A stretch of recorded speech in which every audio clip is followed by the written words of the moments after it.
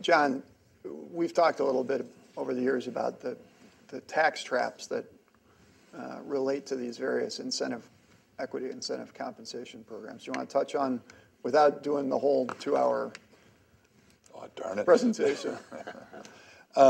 Yeah, the first one, and this relates a little bit to what John had to say, in a lot of the deals we see, the management team doesn't necessarily have to go and borrow on their home to put their money in.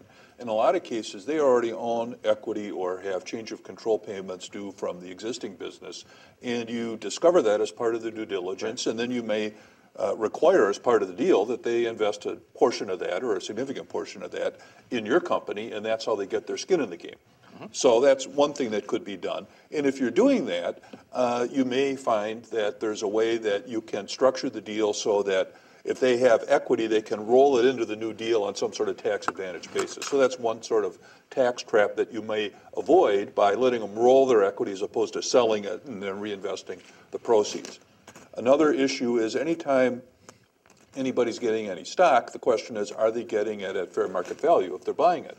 And if there's any possibility that they're buying it at a price lower than, Mr. Investor here, then there's a question of cheap stock, and to the extent they're getting cheap stock, there's potentially taxable income on that.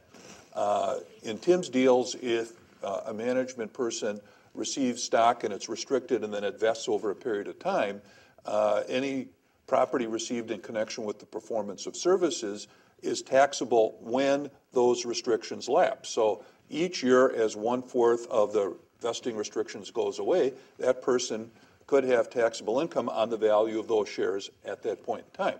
Now, there's a way to solve it with a special election, but that's, an issue.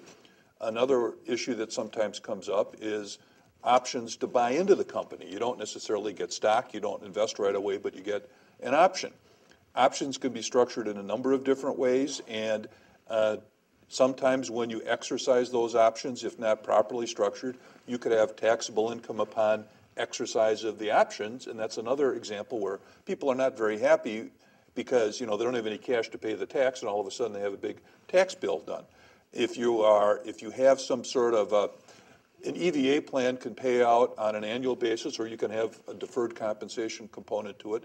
Anytime you have deferred compensation for an executive, whether it's an EVA or a stock appreciation rights plan or a deferred bonus plan, anytime there's deferred money, there's some new IRS rules that require that those be structured in a very specific way, and if they're not, there's some very adverse tax consequences to the deferred compensation. So there's a lot of issues there, and the other one I can think of off the top of my head is a lot of times you'll put into place something upon exit that the individual will get some sort of additional compensation, a golden parachute payment, for example.